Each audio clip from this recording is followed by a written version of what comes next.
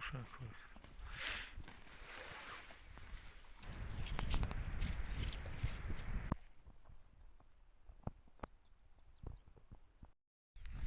سلام علیکم. انا امروز 27 مای طبیعت تماشا کنید. تکتوی محض اسفون جرگه راحت کیسه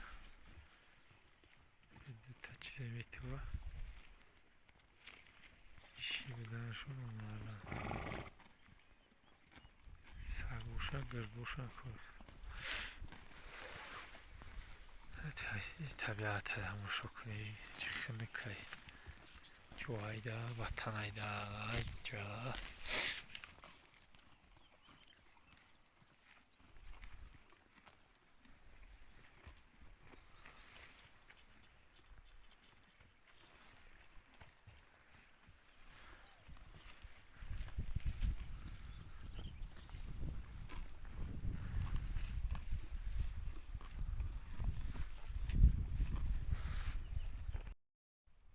این مولی عود مالیکه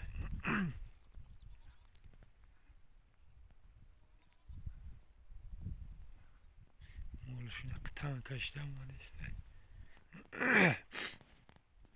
کم طرف گریبشتگیم حضور برادر خنکی هست یکی بوار که اینجا به طبیعتی بهترین طبیعتی ده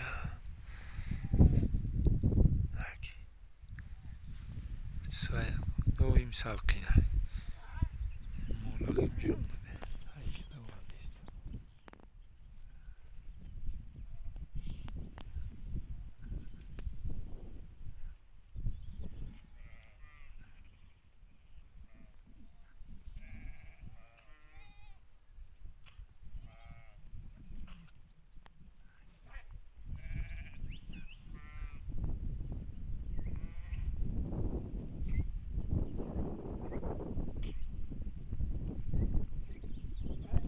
تومانایی بلانکی است تومانایی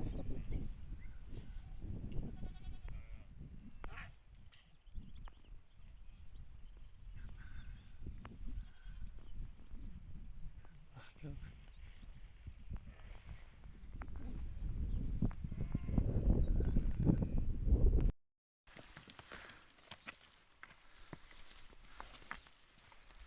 بایتل دوران خیلی تویشم جا سر میتی